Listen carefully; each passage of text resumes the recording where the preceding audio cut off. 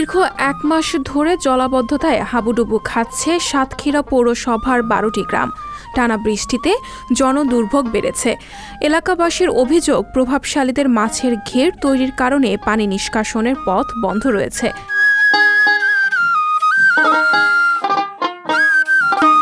সাতক্ষীরা সদর পৌরসভার কাটিয়া মাঠপাড়া ও গদাইবিল, মঞ্জিকপুর, গড়ের কান্দা, কুকরালি, রাজারবাগান, রইসপুর, পুরাতন সাতক্ষীরা, বদ্দিপুর কলোনি, রথখোলা সহ বিভিন্ন এলাকায় পানিবন্দী হয়ে আছেন হাজার হাজার মানুষ।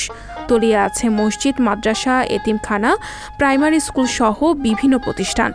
অকেজো হয়ে পড়েছে টিউবওয়েল ও পয় নিষ্কাশন ব্যবস্থা। বৃষ্টির কারণে মাঠে পানি জমাট বেঁধে গেছে। এই পানি বাঁধার কারণে মসজিদের ভিতরে পানি উঠে গেছে। আমাদের এলাকায় একটাই মসজিদ, আমরা নামাজ কালাম পড়তে পারছি না।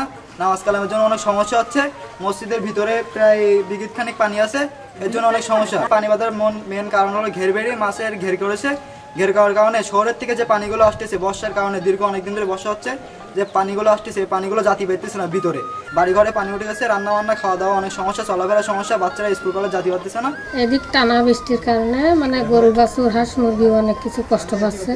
রান্নাবান্না করতে পারতেছি না, ঘর বাড়িতে পানি, চুলের ভিতর পানি, কারেন্টে রান্না করতে হচ্ছে। তার কারেন্ট থাকলে ভালো, না থাকলে খাওয়ার দিন যাচ্ছে না। পানিরও সমস্যা, খাবার পানি। প্রভাবশালীরা পানি নিষ্কাশনের পথ বন্ধ করে অবৈধভাবে ঘের করার কারণে হাজারো পরিবার জলাবদ্ধ হয়ে পড়েছে। দীর্ঘ ১২ বছর ধরে জলাবদ্ধতার শিকার হচ্ছেন এলাকাবাসী। আমাদের এই ঘরের ভিতরে ১ মাস পানি। মেম্বার চেয়ারম্যানের বলি তো মেম্বার চেয়ারম্যানও কাটে না, সরায় না। ঘের বেরিয়ালার লোকেরা বলি সরায় না, ওকে গাছুর মতন ইচ্ছা মতন করে। আর শুধু বলে কি ঘর বাড়ি উঁচু করো, আর রান্না বাড়া, খাওয়া দাওয়া সব সমস্যা। আমাদের ঘর বাড়িতে আমরা মনে থাকতে পারতেছি না। ২০১১ সাল থেকে আমাদের এই ১ নম্বর ওয়ার্ডে এই পানি জলাবদ্ধতা হচ্ছে। আমরা কি বলবো, আমি একজন স্টুডেন্ট হয়ে আমি একজন লজ্জিত, কারণ আমরা পড়ালেখা করতে পারি না। এমনকি সাধারণ হাজার হাজার জনগণের এই যে মলমূত্র, এই যে বর্জ্য, এইগুলো পানিতে ফেলে আমাদের এমন রোগ বালাই হচ্ছে, ডায়রিয়া হচ্ছে, চর্মরোগ হচ্ছে, চুলকানি সমস্ত রোগ হচ্ছে।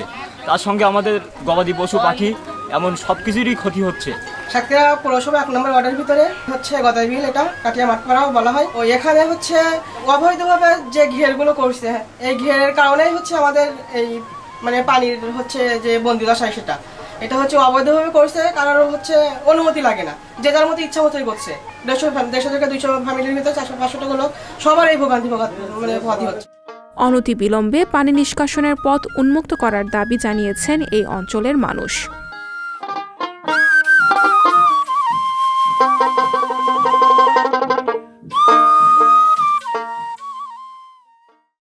সংবাদ, ফিচার ও অনুষ্ঠানের জন্য ভিজিট করুন সংবাদ প্রকাশের ওয়েবসাইট এবং যুক্ত থাকুন ফেসবুক পেজ ও ইউটিউব চ্যানেলের সঙ্গে।